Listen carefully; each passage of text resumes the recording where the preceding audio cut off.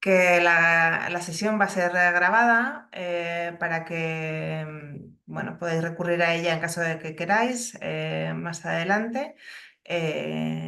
Y solamente tenéis que solicitarla a la Asociación Española de Paisajistas, a la dirección de secretaría, a ep@epaisajistas.org. Y bueno, antes de nada, buenas tardes a todos. Em, yo soy Paz González, soy la vicepresidenta de la Asociación Española de Paisajistas y junto con, bueno, en esta ocasión con Novo Green, que son socios patrocinadores de la Asociación Española de Paisajistas, organizamos puntualmente una serie de sesiones online sobre temas relacionados con la práctica profesional que nos encontramos cada día, ¿no? Para plantear soluciones técnicas e informarnos de las novedades, de las nuevas técnicas o tecnologías que se están desarrollando alrededor de nuestra profesión y que creemos que pueden ser de interés para nuestros socios. Así también conseguimos que nuestros socios patrocinadores entren en contacto con la realidad del proyectista o del paisajista para que se produzca pues, una especie de foro de intercambio de conocimiento y de experiencias, ¿no? En este caso, como os decía, tenemos a Novo Green, que está de celebración, es su 20º aniversario. Em, y hemos organizado este webinar que además os adelanto, queremos complementar con una visita técnica a las instalaciones que tienen en Toledo, en Alcolea de Tajo. Os iremos informando los que seáis socios y los que recibiréis en el boletín y los que no podéis estar al tanto a través de nuestras redes sociales o nuestra web a través de las noticias de cómo se desarrollará esta actividad que pensamos que será para finales de abril, ¿vale? Después de Semana Santa, antes de que empiecen todos los puentes. Que si no la gente empieza a escapar y a irse, pero es una finca, bueno, bastante hermosa con una amplia dedicación al cultivo de cespitosas.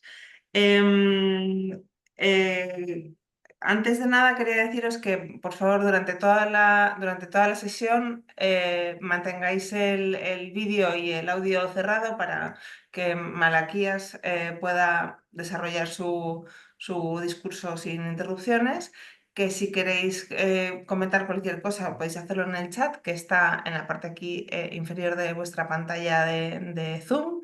Es de las pestañas que aparecen abajo, es la cuarta. Ahí está Bárbara diciendo buenas tardes a todos. Buenas tardes, Bárbara. Podéis volcar ahí vuestras consultas y luego al final del webinar pues, pasaremos a resolver vuestras dudas, además de las que puedan surgir en el momento después, cuando termine, donde empezamos con una, con una sesión pues, de diálogo y de intercambio. Voy a dar paso sin más a Malaquías Rodríguez, que es el director comercial, es ingeniero agrónomo y director comercial de Novo Green, que ya lleva 20 años de la mano de la empresa, los mismos desde que se fundó, van juntitos. Que nos hable pues, un poco de las espitosas sostenibles, de las especies que ellos producen allí, cuáles son sus ventajas y sus inconvenientes en la producción de estas especies con menos necesidades hídricas en las instalaciones de Novo Green, que es un productor de césped. Así que adelante, Malaquías, muchas gracias. Muy bien, ¿no? Gracias a ti, muchas gracias a la Asociación de Paisajistas por invitarme a este evento, muchas gracias a todos los que están escuchando y compartiendo este tiempo que tan limitado conmigo. Y bueno, pues sin más preámbulos vamos a comenzar el webinar que va pues sobre cespitosas sostenibles, obviamente. A modo de introducción, querríamos hablar un poco sobre lo que es el césped, qué cualidades tiene. se pueden ver desde dos aspectos, una recreativa estética y otra medioambiental, ¿no? Entre recreativas y estéticas, pues una muy importante es que proporciona una superficie para uso, bueno, para uso deportivo y para cualquier tipo de uso recreativo en realidad. Es decir, el césped tiene unas condiciones que permiten jugar encima de ello y pisarlo aguantando caídas y previniendo lesiones que otro tipo de superficies tendrías. Es decir, no es lo mismo jugar sobre el césped que sobre el hormigón, ¿vale? Entonces, esa es una característica muy importante dentro del césped. Luego, a ver, embellece el entorno en el que estamos y luego al embellecer el entorno, pues claro, mejora la calidad de vida de las personas que están alrededor. Bueno, esto es con el césped y pasa con las áreas verdes, es decir, al final es un índice de calidad de vida, una revalorización de la zona, es decir, la gente que está rodeado de áreas verdes tiene mejor calidad de vida y por tanto mejor salud mental y física, ¿vale? Luego, efectivamente, pues tiene otras medioambientales que básicamente son las mismas que tiene cualquier planta: absorción de CO2, emitir O2, colchón de temperaturas, ayuda a la microfauna, absorbe la materia orgánica y la suciedad. Eso es bastante filtrante, ¿no? De toda la suciedad que puede tener un agua, reduce el suelo, reduce el ruido y luego pues es un buen controlador de la erosión del suelo. ¿A qué nos enfrentamos ahora mismo? O sea, ¿cuáles son los retos en los que tenemos? Porque esto en 10 años ha cambiado mucho. Es muy importante que tenemos una escasez de agua. Esa escasez de agua ha estado muy acuciada en ciertas zonas, Cataluña, la zona de Andalucía, Málaga, que lo que ocurre es que aparte de tener poca agua, pues claro, esto nos condiciona a tener que utilizar agua de aguas con aguas salinas, aguas residuales, cuya calidad es baja. Y además hace que la escasez de agua hace que el agua sea cara. Luego nos enfrentamos a problemas de plagas y enfermedades. Las plagas y las enfermedades llevan existiendo mucho tiempo. El problema es que ocurren dos cosas. En primer lugar, la sociedad ya no admite los tratamientos con insecticidas y con pesticidas que antes te admitía. O sea, alguien que tiene un jardín o incluso jardín de uso público no quiere que convivir con insecticidas que pueden afectar a la salud. Y lo segundo es que la legislación ya no te lo permite para esto. Luego está habiendo un aumento de temperaturas en algunas zonas, no solo en España, sino en toda Europa, unos veranos bastante más calurosos y es verdad que unos inviernos en muchos casos más suaves.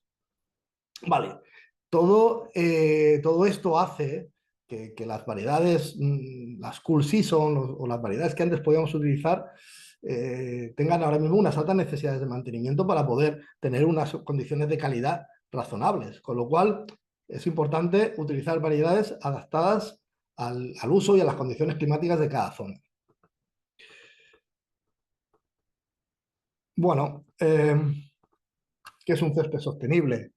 Pues hombre, un césped sostenible tiene que reunir una serie de características. En nuestro clima. Es importante eso, lo que hemos comentado, que tenga bajo consumo de agua. La huella hídrica tiene que ser la menor posible. Eh, Efectivamente, tolerar aguas de baja calidad. Resistir a las altas temperaturas que estamos teniendo durante el verano, temperaturas de 40 a 45 grados en algunos casos. Resistir a enfermedades, resistir en la medida de lo posible a plagas. Que todo esto se traduzca en un bajo consumo de input. ¿eh? Es decir, que sus necesidades sean cada vez menores, sus necesidades de mantenimiento. Por otro lado, que tenga bastante resiliencia, una gran capacidad de recuperación. Claro, todo esto tiene que venir unido que el césped mantenga una calidad razonable, sí, sí, vale, si usa poca agua, pero el césped, pero el césped está completamente deteriorado todo el tiempo, pues no nos sirve. Y luego que sea sostenible, la sostenibilidad también es una sostenibilidad económica. El césped debe ser, debe ser eh, económicamente alcanzable para la mayor parte de la sociedad. Un momento que se ha quedado, a ver. Vale, esto es algo, esto es una fotografía de un campo de golf en Austin, Texas.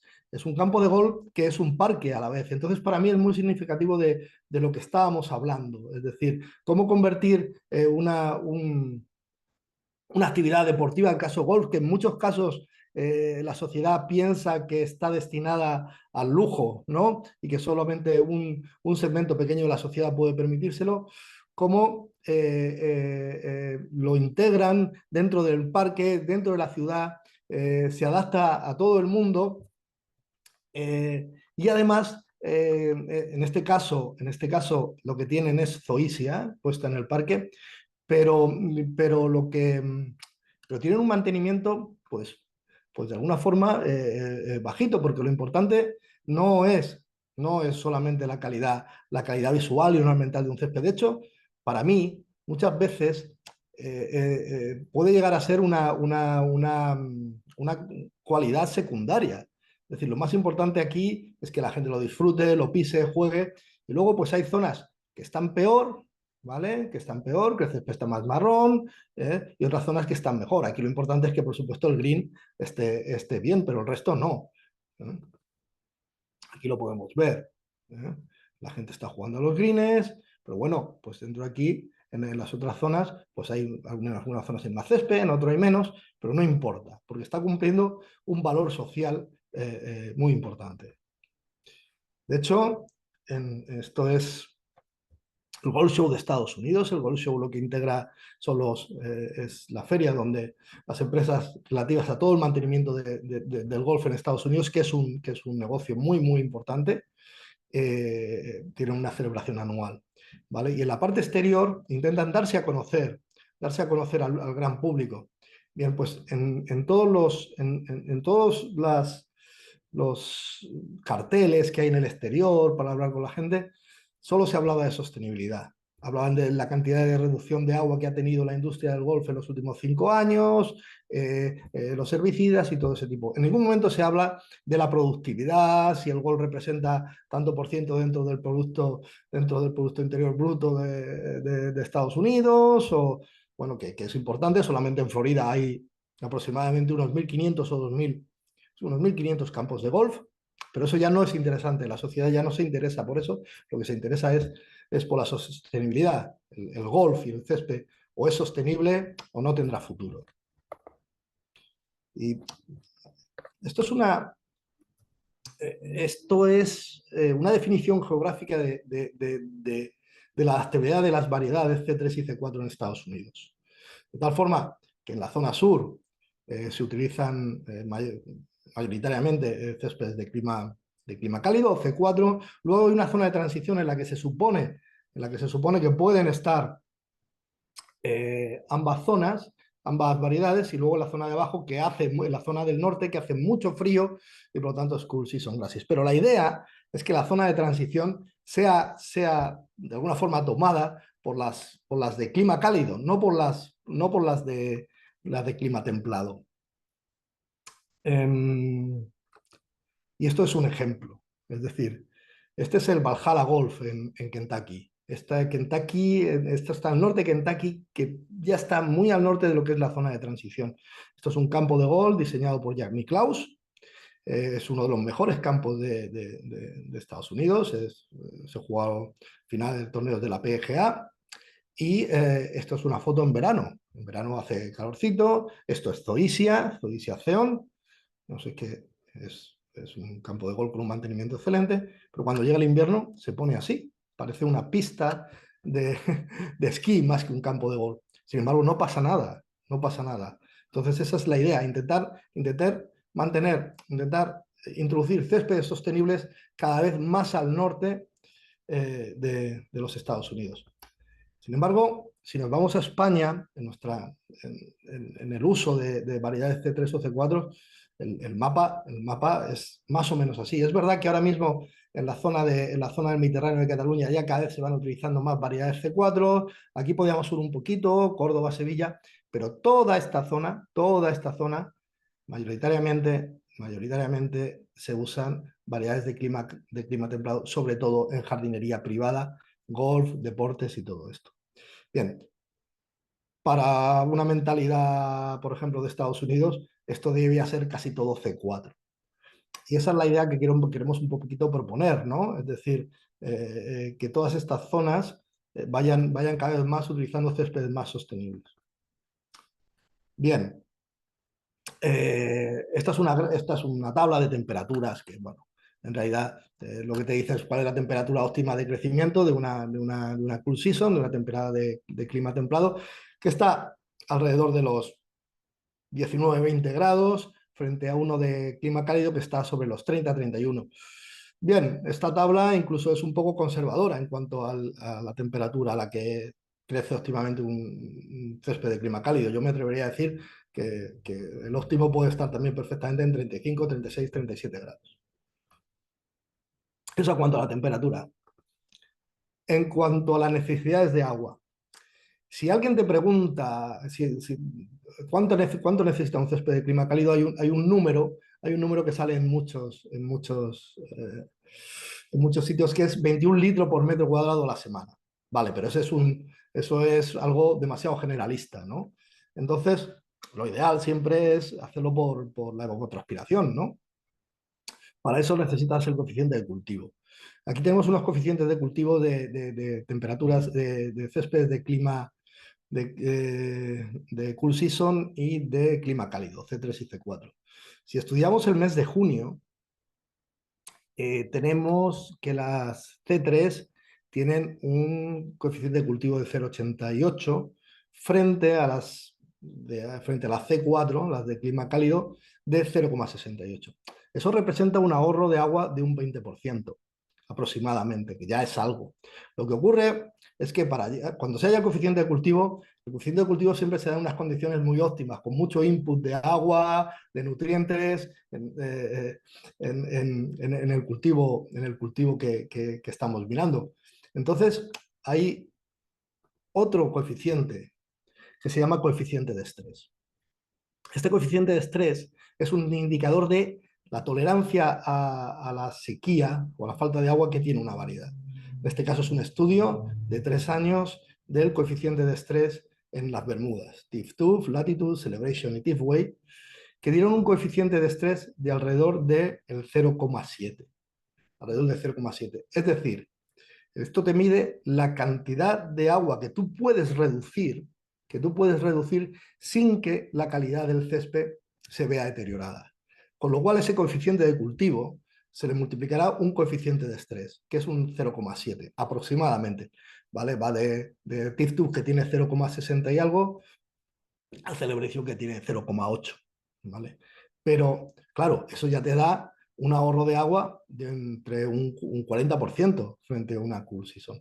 Pero además puedes ahorrar más agua todavía, porque estamos hablando de tolerancia al estrés, en las cuales la planta tolera el estrés sin que sus condiciones de crecimiento, de color, sin que sus cualidades se vean mermadas. ¿Vale? Luego puedes utilizar, luego pues viene la resistencia al estrés, en el cual tú puedes reducir aún más la sequía, el agua, y la planta pues puede entrar en latencia, puede amarillear, de tal forma que pueda resistir mejor esa falta de agua. Y cuando vuelve el agua, vuelve a reverdecer. ¿Vale? Y esto es un caso que nos ha pasado ahora, por ejemplo, con todos los decretos de sequía. Han estado algunos sitios 7-8 meses sin regar. Una bermuda, una zoysia, han estado 7-8 meses sin regar, amarilleado y tal, han vuelto a regar y se ha vuelto a poner verde. ¿Vale? Eso con una cool season, o incluso con algunas plantas C4 de clima cálido, hubieran muerto. Una de las cosas que tienen la zoysia y el paspalum y la bermuda es que son muy resistentes al estrés hídrico. Nosotros producimos bermudas, paspalum y zoysias. producimos estas variedades de clima cálido porque pensamos que son las más equilibradas, las que se adaptan, son más versátiles desde el punto de vista ornamental, para uso deportivo, para diferentes tipos de jardinería. Hay algunas más de clima cálido. Está el Penicetum clandestinum, el Stenotaphus secundatum, pero nosotros pensamos que son más limitadas y que tienen algunos problemas, ¿no? respecto a estas variedades. Quizás las menos usadas o las más nuevas dentro del mercado sean las zoysias, por lo tanto voy a empezar a hablar algo sobre ellas. Una de las mayores características de la zoysia es que son lentas y por lo tanto necesitan menos siegas que, por ejemplo, una bermuda. Es decir, puedes segar a la mitad de veces que sigas una bermuda. He puesto en rojo una comparativa, ¿no? Por ejemplo, zoysia es mejor en la necesidad de siegas que el paspalum, que es igual a la bermuda, por si alguien quiere tenerlo, ¿no? Menor uso de fertilizantes, necesita un 50% de lo que utiliza una bermuda en nitrógeno, mayor tolerancia a plagas, menor uso de insecticidas. A ver, la zoysia tiene una ventaja, que es que tiene una hoja muy lignificada. Entonces, esa hoja lignificada hace que las plagas no le guste la zoysia. Entonces, en estos momentos hay un problema, ¿no? Sobre todo, por ejemplo, en jardinería pública, que no puedes utilizar prácticamente ningún insecticida. Yo tengo clientes que desde que usaron zoysia llevan 3 años sin utilizar insecticidas en esos jardines de zoysia. Eso me parece un gran avance, ¿no? en este tipo de cosas. La resistencia al estrés hídrico, bueno, lo hemos hablado, frente a una festuca es de un 50 o un 60%. Son muy parecidas la zoysia, la bermuda y el paspalum en cuanto a resistencia a estrés hídrico. Quizás algunas variedades de bermuda te soporten algo más de estrés hídrico, sean más resistentes que las zoysias, pero bueno, se llevan poco. Tolerancia a la sombra. La zoysia tolera muy bien la sombra, siendo para ser una C4, claro. No, en España los céspedes de sombra van muy mal. Pero la zoysia te aguanta una sombra dependiendo del uso que le vais a dar, que le den 4, 5 o 6 horas de sol, ya va bien. Aguanta mucho mejor que el paspalum y mucho mejor que una bermuda. La bermuda a la sombra le va muy mal. ¿Vale? Y ahora hay muchos problemas en los jardines porque no todos los jardines están soleados, tienes un 20 o 30% de sombra, entonces la zoysia es una gran herramienta para ese tipo de problemas. Tolera aguas salinas, el césped que mejor tolera aguas salinas es el paspalum, después la zoysia y después la bermuda. La zoysia sí tiene una ventaja, y es que la zoysia toma la sal y la trasloca a las hojas, con lo cual en las siegas te vas eliminando la sal del suelo. Tiene una mayor tolerancia a herbicidas, la zoysia mucho más que la bermuda y la bermuda más que el paspalum. Crece por rizomas, pero claro, no todo es tan bonito, siempre tiene algunos inconvenientes. Es más sensible a enfermedades que la bermuda o el paspalum. La bermuda es la más resistente de las tres, después el paspalum y después la zoysia. Y luego la bermuda es lenta, tiene una menor capacidad de crecimiento lateral, ¿vale? Entonces, la bermuda y el paspalum son mucho más rápidos a la hora de cubrir horizontalmente que una zoysia. Es verdad que ya hay zoysias en el mercado bastante más rápidas, como la Zoysia Stadium, para paliar este problema en jardinería. No es tan grande, pero a nivel de uso deportivo están intentando que se usen las zoysias en fútbol y ese tipo de cosas. Sí es un problema. Bueno, nosotros producimos 5 tipos de zoysia para jardinería, producimos alguna más para greens de campos de golf: Zeon, Zoysia Empire, State, Geo y L1F. La Empire Zoysia es una zoysia tipo japónica, más gruesecita. Zeon y State son tipo metralla, más delgada, y la Geo es tipo tenuifolia. La E1F es una zoysia enanizante. Una de las características de la zoysia es que crece por rizomas, frente a Bermuda paspalum, que va por estolones. Esto le hace que le tenga una capacidad muy alta de rebrotar. ¿vale? Tiene una red de estolones muy densa, también es muy densa, eso no solo le da una gran capacidad de rebrote, sino también le da una gran capacidad de competir. O sea, compite muy bien contra las malas hierbas, que esto es otro factor también a la hora del uso de herbicidas. Necesitan menos herbicidas y además se adaptan mejor a tratamientos con herbicidas que otras variedades. Y esto es un ejemplo de lo que es una bermuda con mantenimiento cero. Esto es Zoysia Trinity, puesto en una terraza, después de un año, este vídeo se toma en noviembre, en la cual no le han hecho nada. Solamente tiene riego subterráneo, no se ha segado, no se ha tirado, no se ha abonado y no se ha tratado tampoco. Aquí podéis ver que estas son las inflorescencias. No, en un año no crece mucho.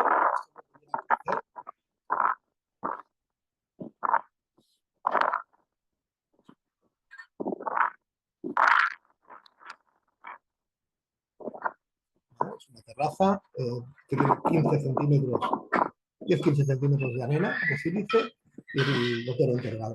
Ya está. Vale. ¿Qué ocurre? Al final, con una zoysia a la cual tú le estás sometiendo a unos ciertos a restricciones en cuanto a abonado y en cuanto a riego, hace que esa planta se vuelva más resistente a enfermedades y más resistente a plagas. Con lo cual, hace que tampoco hace falta que utilices muchísimos productos, o sea, que no tengas que utilizar prácticamente ningún producto químico. A la vez, como está restringido a nitrógeno, en abonos y agua, tampoco le salen malas hierbas, ¿vale? El uso del nitrógeno y el agua en las zoysias es muy importante, ¿vale? Hay que tenerlo bastante restringidos para tener una buena resistencia y una buena sanidad.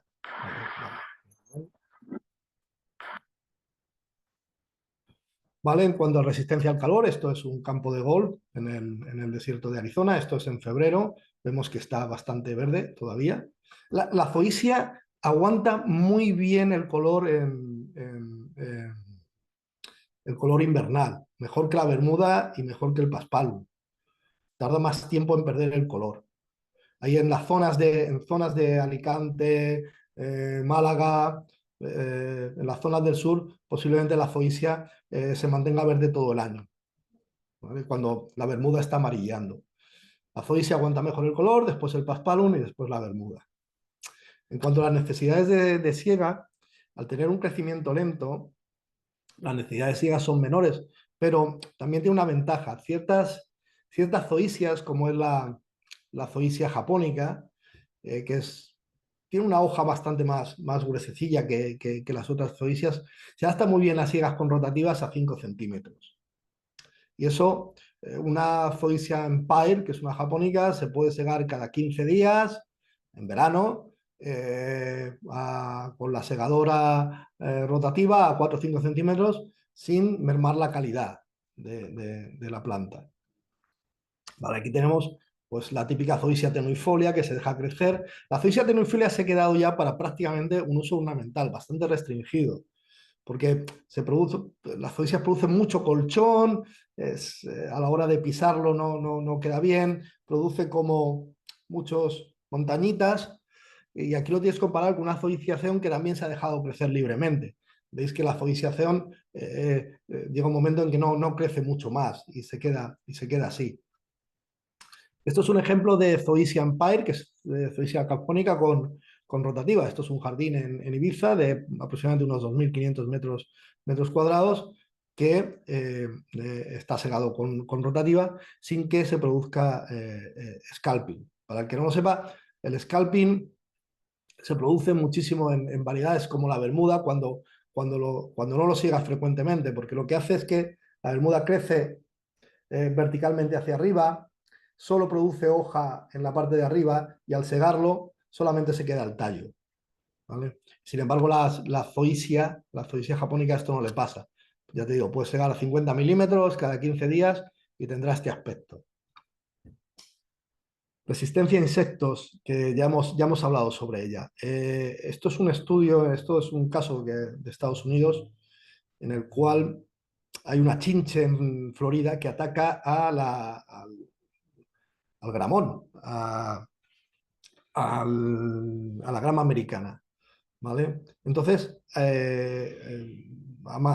acabado con hectáreas, hectáreas, hectáreas de jardines. Entonces, lo que han tenido que hacer es poner Zoysia empire, que es una hoja un poco más fina, pero parecida al gramón, porque es resistente a esta chinche. Vale, esta chinche hasta hace poco se veía en América, pero bueno, ya hay chinche de esta en el Algarve, que está atacando a los céspedes y ya se está pasando a toda la zona de Huelva.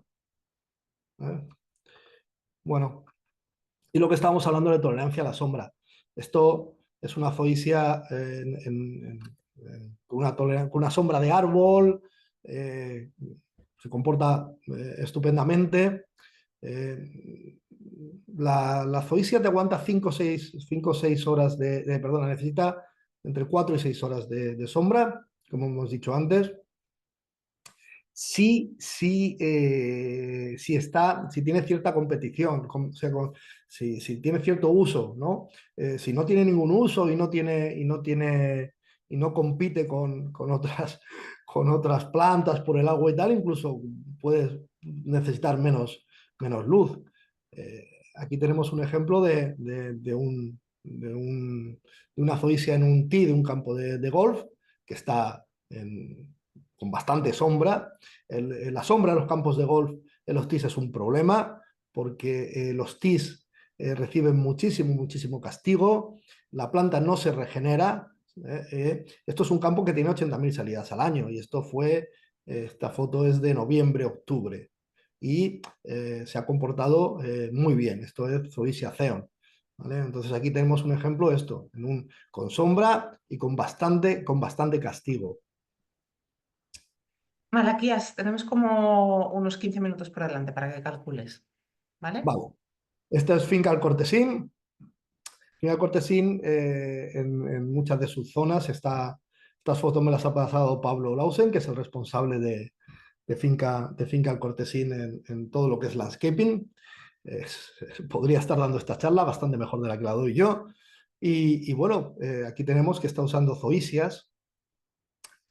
Cambiaron las festucas que tenían en todos los viales por zoysias, por todo lo que hemos estado hablando.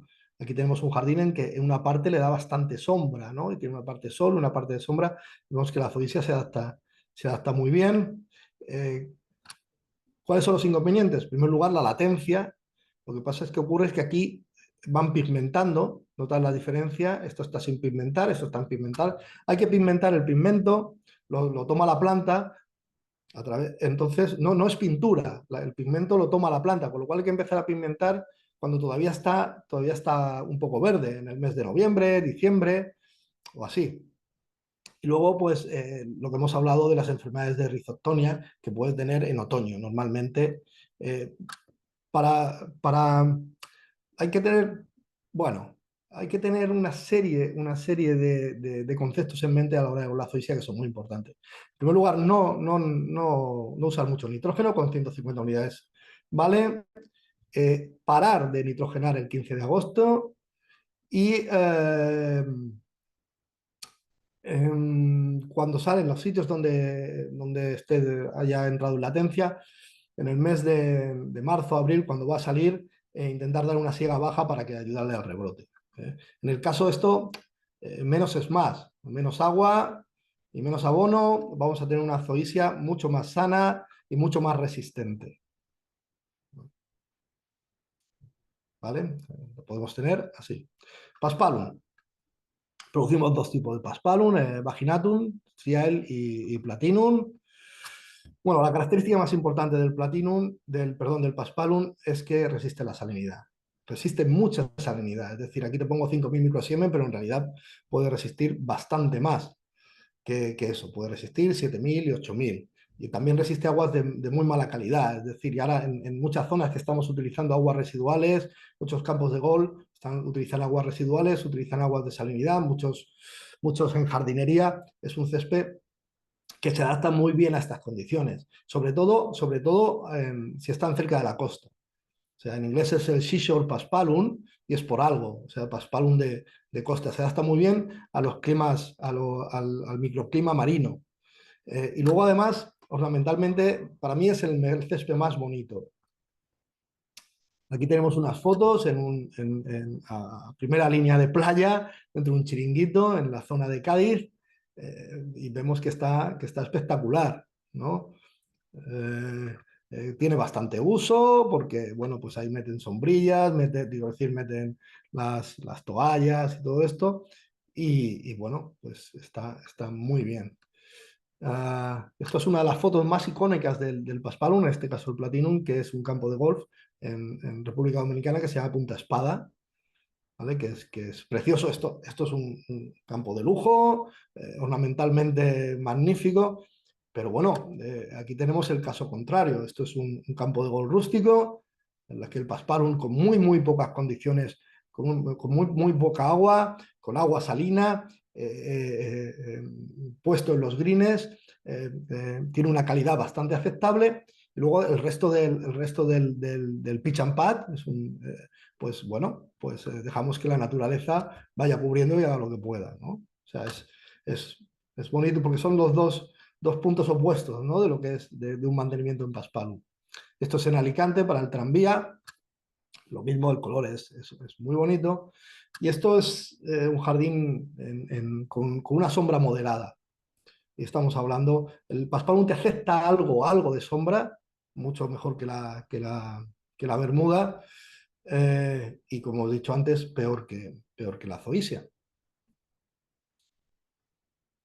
Bermudas. Bueno, las Bermudas en Occidente posiblemente haya sido el césped de clima cálido más usado. Eh, ¿Por qué? Tiene una gran resistencia a enfermedades. O sea, es muy difícil que una bermuda razonablemente mantenida en la zona del Mediterráneo, en un jardín, le entren enfermedades. O sea, muy, muy, muy difícil. Le pueden dar enfermedades a bermudas con unas exigencias muy altas, con unas sigas muy bajas, puede entrar enfermedad. Pero en un jardín yo he visto muy, muy pocas veces una enfermedad. Y además, si le sale, tú lo puedes recuperar rápidamente. Normalmente tienes problemas es un problema, bueno, déficit de alguna carencia, la solucionas y se recupera rápidamente. El Paspalum alguna vez he visto con algún ataque de dólar spot, ¿vale? Pero la Bermuda es muy difícil. Luego también está adaptada a aguas salinas y residuales, aguanta hasta 3.900 microsiemen, que está muy bien, que está muy bien. Y luego lo más importante es la alta capacidad de regeneración. Es una bermuda. La bermuda te permite muchos fallos. La bermuda te permite hacerlo mal, tú lo abonas y vuelve a crecer. Entonces, yo, por ejemplo, en mi casa lo que tengo es bermuda. ¿Por qué? Pues porque no estoy muy atento y cometo muchos errores. Entonces, y además en verano, pues viene mucha gente a jugar y todo esto y aguanta muy bien y se recupera muy bien del pisoteo. Con lo cual, se puede utilizar para fútbol, se puede utilizar para un montón de deportes, polo, golf y sobre todo y mucho para jardinería. Nosotros tenemos tres para Latitude, Celebration y Tifway. Aquí tenemos un caso en el que la Bermuda pues es claramente una es su mejor hábitat, que es con sol, luz, sitios diáfanos, el jardín con una buena calidad de corte. Esto es en Estados Unidos, como vemos, y ¿vale? Es la misma zona residencial. Zonas abiertas en las cuales todas las casas se hacen con el mismo césped, ¿vale? Y todos tienen su bermuda y en unas condiciones bastante, bastante buenas. Esto es Bermuda Latitude en el Inter de Miami, en este caso, es lo que estamos hablando. Dentro de los céspedes de clima cálido es de los que mejor se adapta al uso intensivo, ¿no? Como es el fútbol. Hay un Paspalum que es el Platinum que tenemos nosotros, que también se adapta muy bien a este tipo de condiciones, es bastante rápido, pero la mayor parte de los equipos de primera y segunda división que hay en la zona del Mediterráneo, sus, sus ciudades deportivas están con bermuda. Y algunos estadios, Sevilla, Betis, Málaga, Almería, Alicante, Cartagena, lo que tienen los estadios es bermuda. Incluso ya se están metiendo en el centro. El Rayo Vallecano tiene bermuda, el Leganés tiene bermuda, el Zaragoza tiene bermuda. Es decir, poco a poco se va integrando. Es verdad que se hace un overseeding de ryegrass durante el invierno porque si no estaría en latencia. Ups, se me ha ido.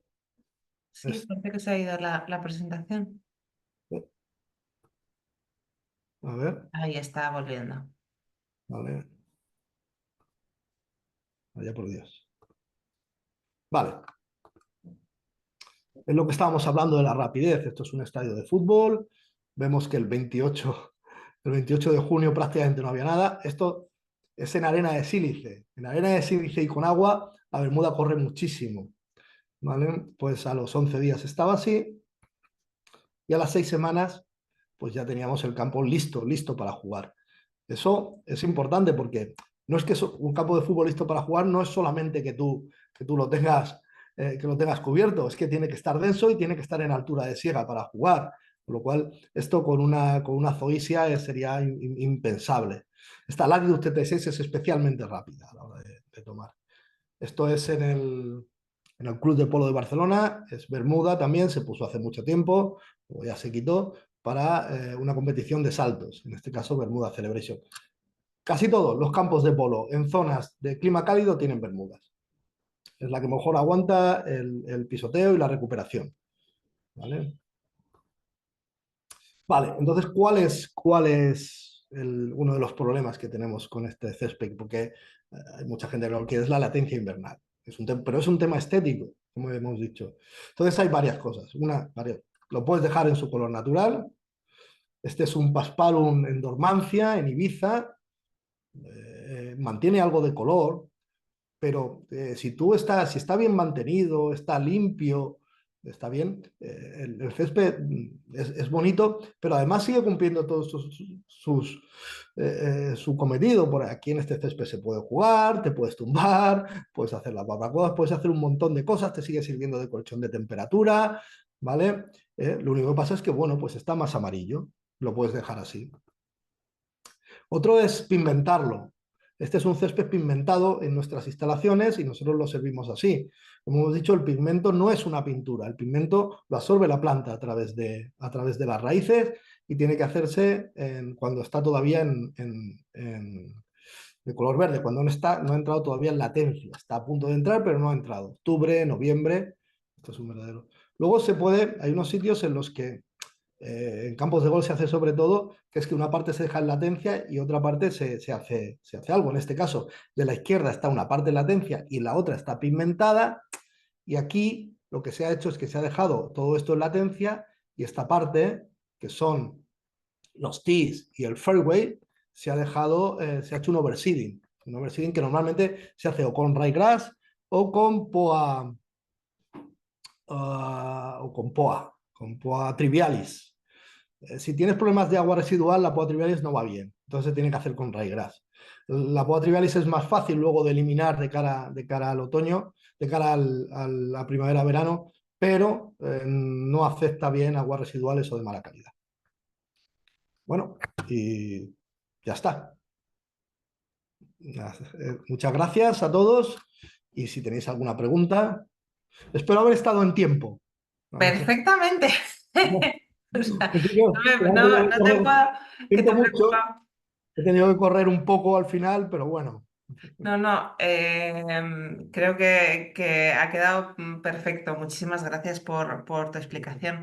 Ahora, si queréis, activamos las cámaras y los micros. Si queréis compartir vuestras impresiones o vuestras cuestiones que hayan podido surgir de del webinar, de la sesión que nos ha dado Malaquías y por lo menos pues es un poco más dinámico toda esta parte.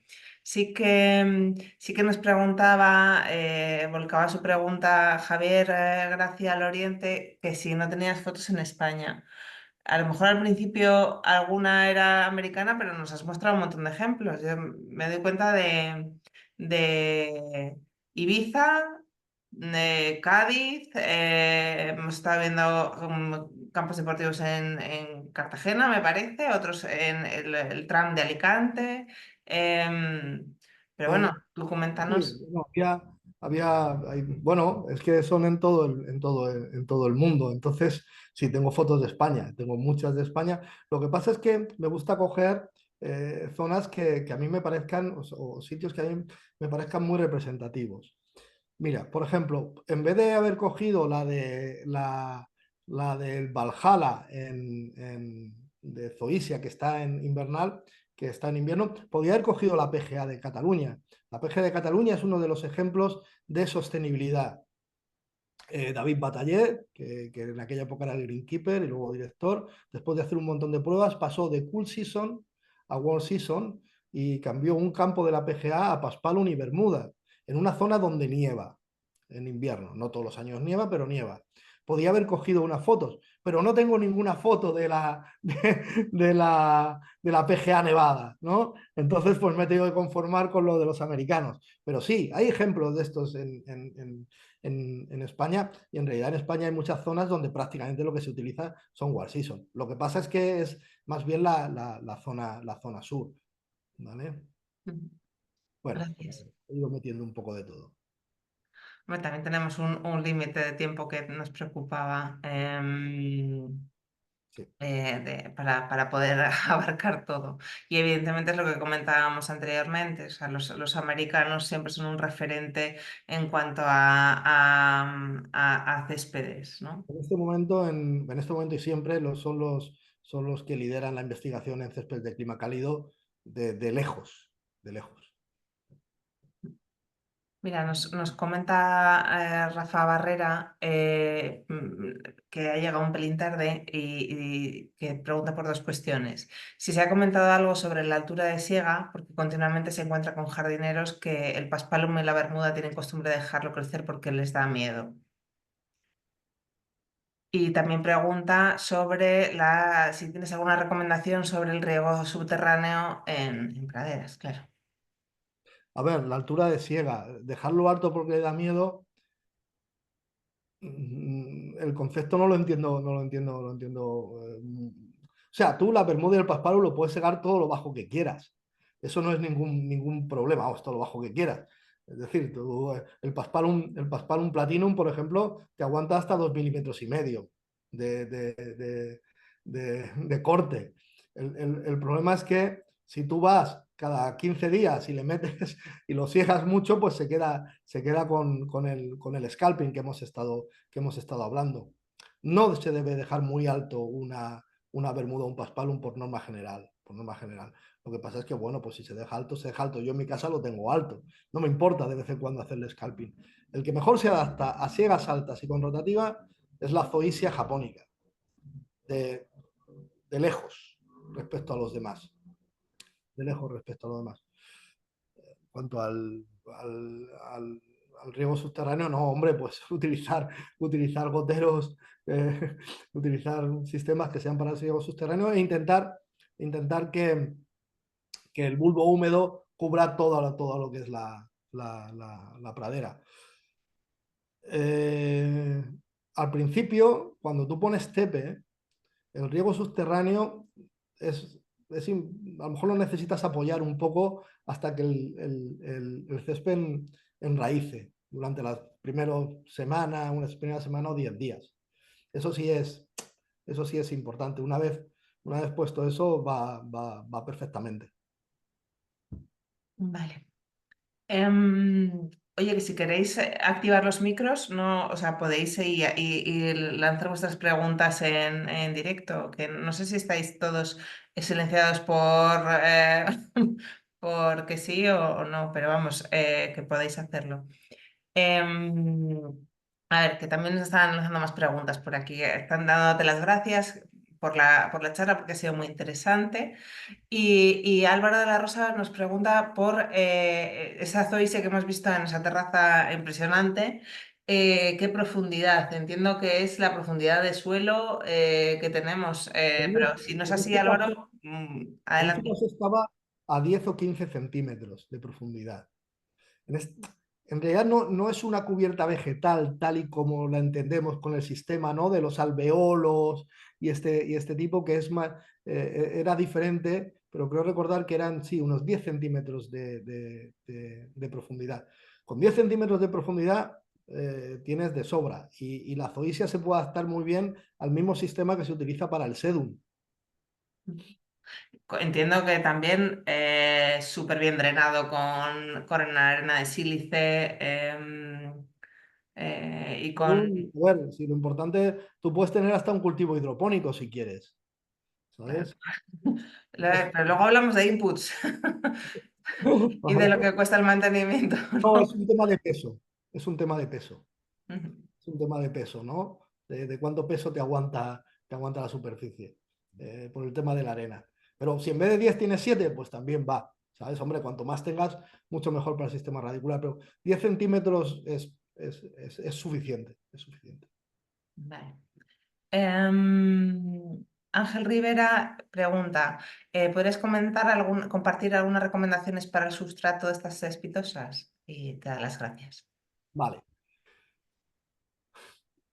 Que sea drenante, en realidad. A ver, a mí me gusta que sea lo más, que sea arenoso, mezclado con algo de tierra vegetal.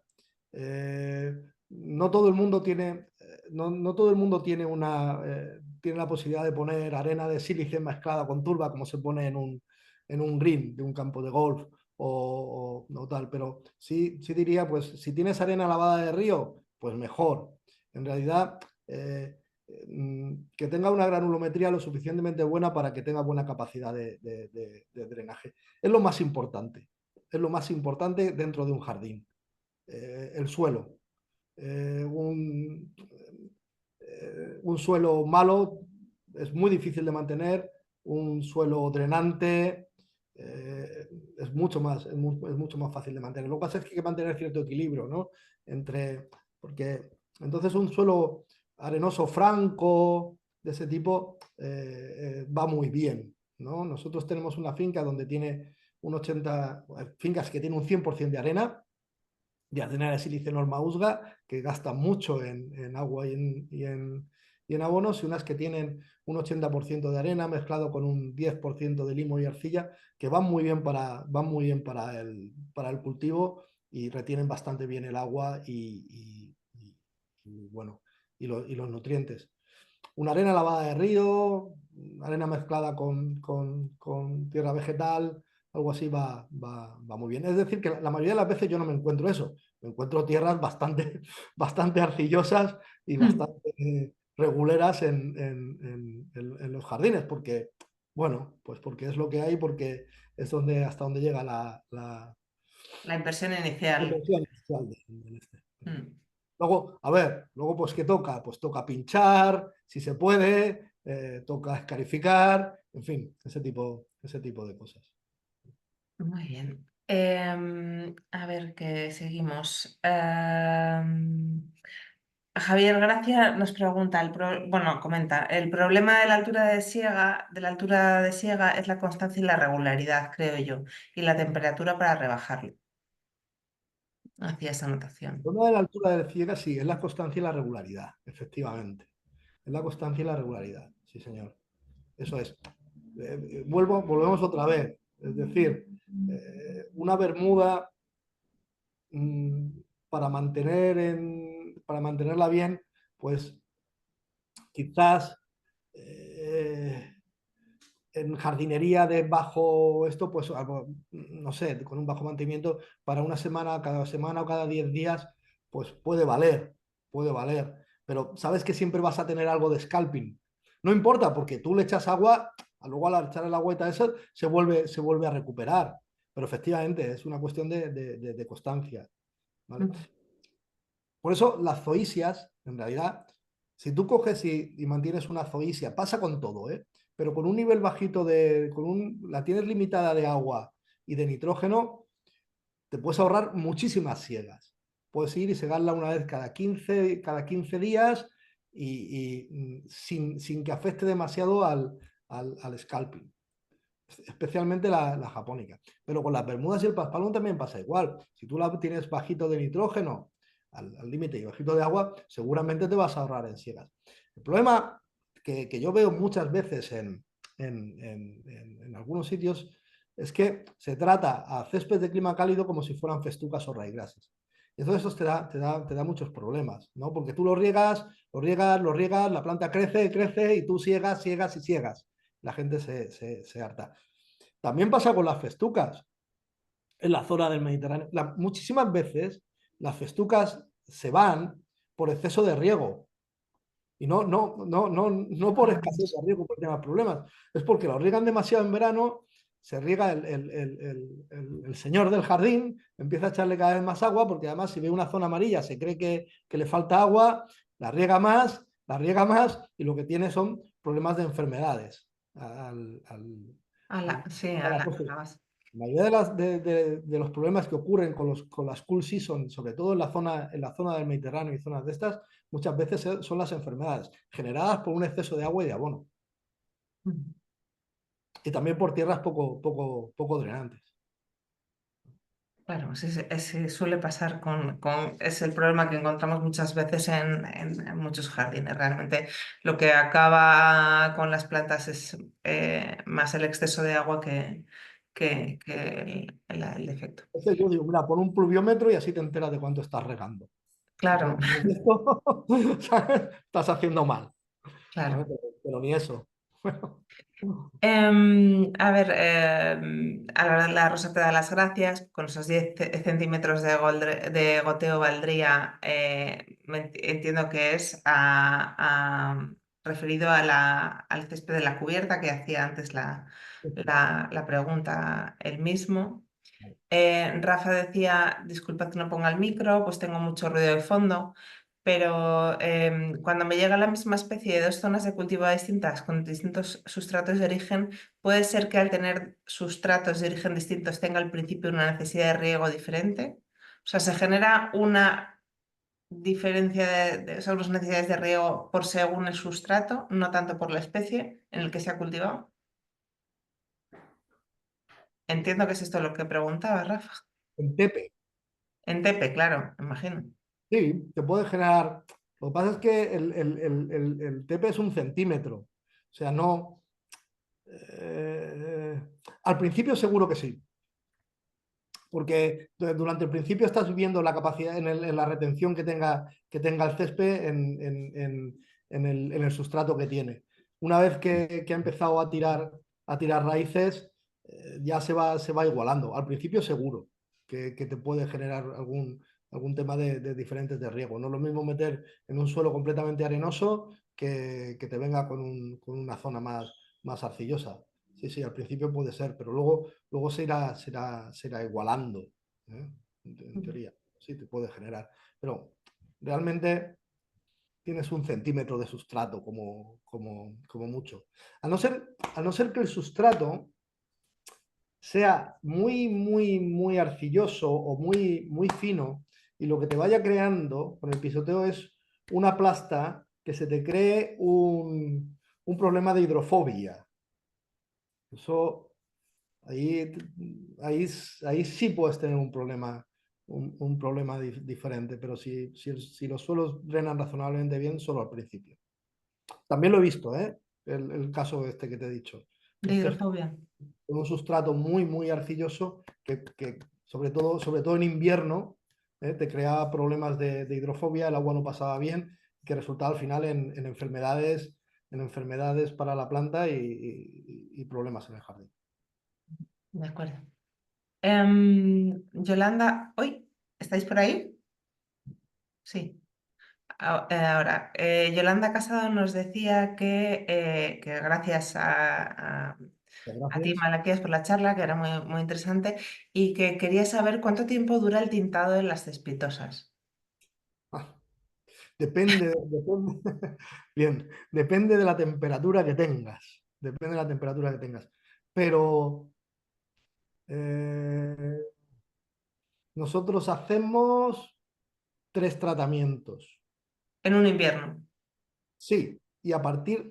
El problema del pigmentado es que la planta necesita tener algo de actividad, con lo Claro, o cual, sea, porque se absorbe por las raíces, o sea, es claro, cuando tiene claro, esta... el pigmento te hace que entre en latencia un poco más tarde también.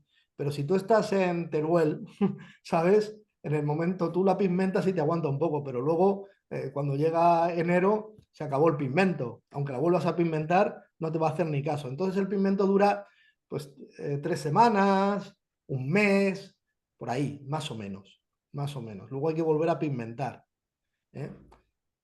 Y también depende de la temperatura que tengas. El pigmento, eh, eh, si la planta crece mucho todavía, pues claro, el pigmento con las siegas se va yendo, ¿sabes? Es una cuestión. Pero nosotros pigmentamos unas 3 veces.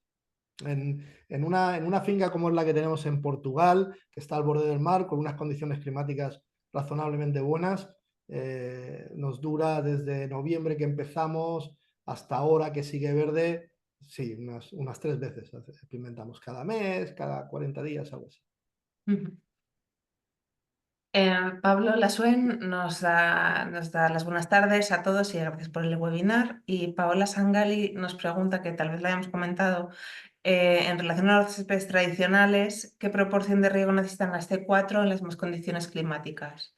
O sea, si tienes o sea, mesurado la diferencia de necesidades de una C3 a una C4. Sí, entre un 50 y un 60%.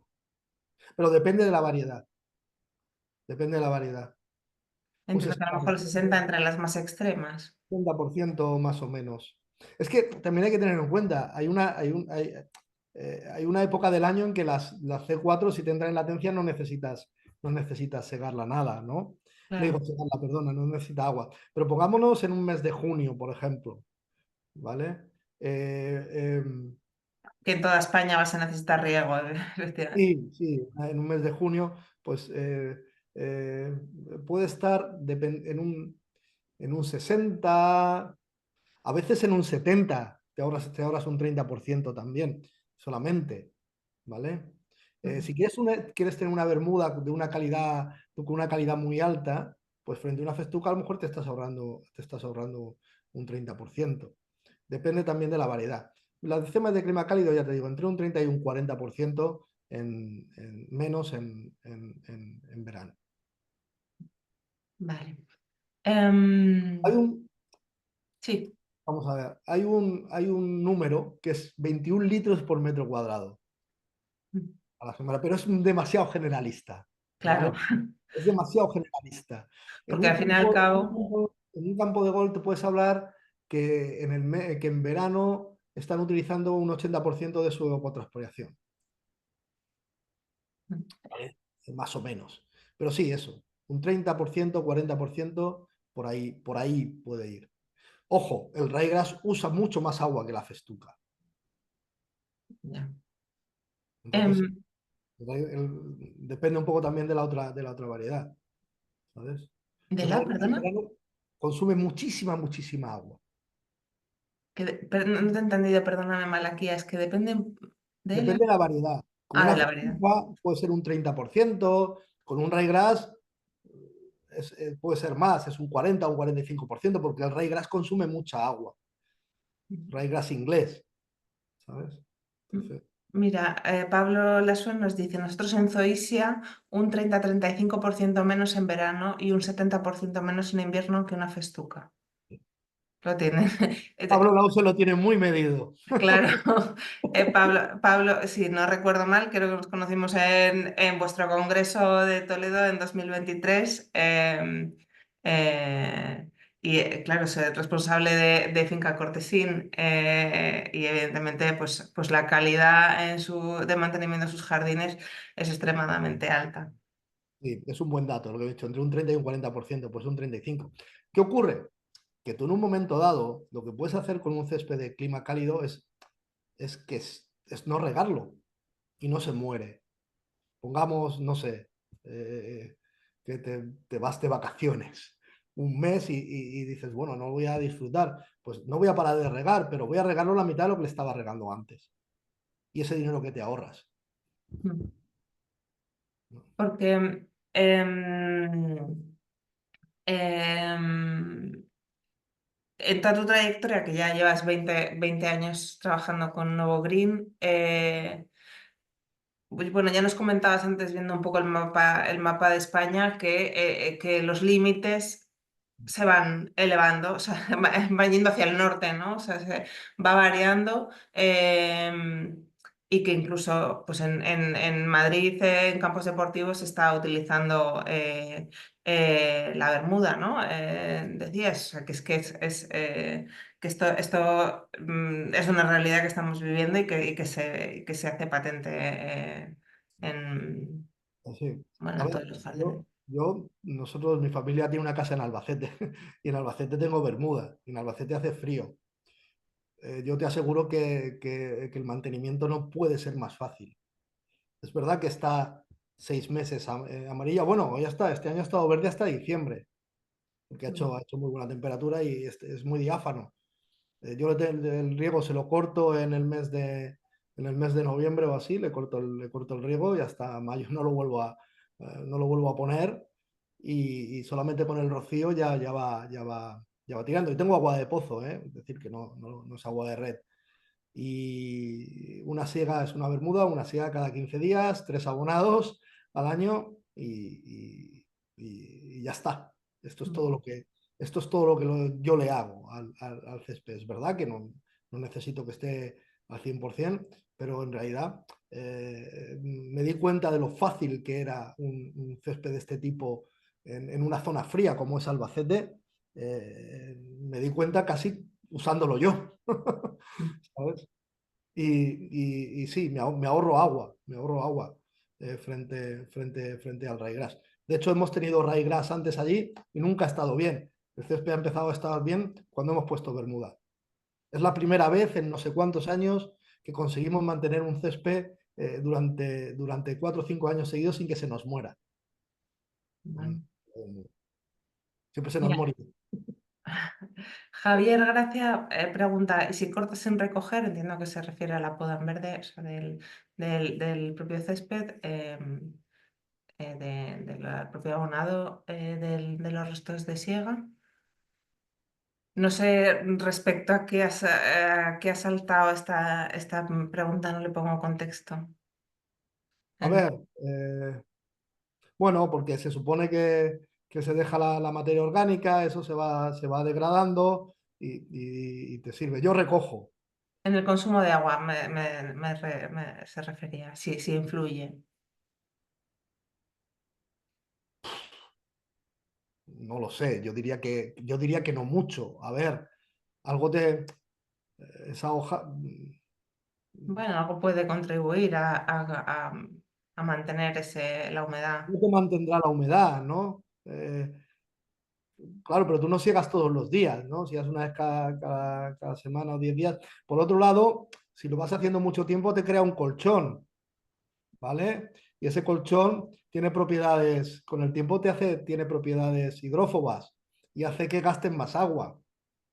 Mira, Pablo Lasuen comentaba que cree que aumenta el mantener generas colchón y cuesta más introducir el agua, o sea, Sí. ¿Ves? evidentemente, Me está diciendo. el touch ¿no? El fieltro, em, del mantenimiento de la siega en verde. Eh, No, eh, a mí no me gusta mucho, ¿eh? Me gusta recoger. también pregunta Javier si fíjate que solo haces 3 abonados al año en, Yo sí, en tu jardín. yo sí. Y a veces dos. Ujú. Yo sí. Y ni siquiera lo mido, ¿vale? Voy un poco a demanda. Sí. Javier, Lo bueno de la bermuda es que si te equivocas, lo puedes arreglar fácilmente. fácilmente, eso se Si lo abonas revierte. demasiado, no le pasa nada. Si lo abonas poco, pues te lo canta. Y entonces le echas más y más y ya está. Esa es una de las principales beneficios de la bermuda. La bermuda es un césped que está hecho para gente, que sirve para gente muy inexperta, muy descuidada o muy vaga a nivel de ese tipo como soy yo, ¿no? Para mi jardín, ¿eh? Para el resto lo miro mucho. Y Bueno. entonces eso te lo permite. Es un césped que te permite mucho los fallos. Mm. Me está surgiendo ahora una última duda. ¿Vosotros producís céspedes de una sola especie o también hacéis mezclas? O sea, quiere decir que Nosotros siempre... producimos Cool Season y las Cool Season son mezclas. Pero en las One Season, en la C4, solo producimos una variedad por césped, no mezclamos. Mm. ¿Vale? La festuca sí, son varias mezclas de festuca con poa pratensis. Al hacer TP, tú necesitas la poa pratensis en las variedades de clima templado porque, porque si no, no puedes extraer bien. La raíz de la poa es la que te genera el sistema radicular que aguanta el sustrato para poder luego desenrollar, o sea, extraer, enrollar y desenrollar el césped. Si no le pusieras poa pratensis a la festuca o al regras, tardarías muchísimo más en producir el césped, pero en las de clima cálido solo una variedad. Ujú. Pues perfecto. Bueno, creo que vamos a cortar ya, que se ha hecho muy largo. Yo creo que ha estado muy interesante. Hemos tenido muchísima participación. Os quiero dar las gracias a todos por dedicar este ratito a aprender un poco más sobre céspedes. Infinitas gracias, Malaquías, por transmitirnos tu conocimiento. Em, Me están preguntando ahora, estoy viendo que dónde pedir la grabación es, os escribo aquí ahora en la dirección en el chat aep@paisajistas.org. Es la dirección de la Asociación Española de Paisajistas. Em, y nada, recordaros que si queréis completar esta sesión en campo, que es mucho más divertido y seguro Hola. que surgen muchas más cuestiones y podemos abordarte a preguntas. No sé si estarás tú, Malaquías, ojalá Sí, sí, nos acompañes. ujú. Estamos pendientes de organizar esta sesión en la finca de Alcolea de Tajo. Espero veros allí y nosotros este tipo de visitas intentamos que sean lo más divertidas posibles a la vez que, bueno, pues interesantes. Entonces, Informativas, sí, seguro sí. que estará bien. Bueno, Bueno, pues muchísimas gracias a todos y buenas noches. buenas noches. Hasta luego. Luego. Vale.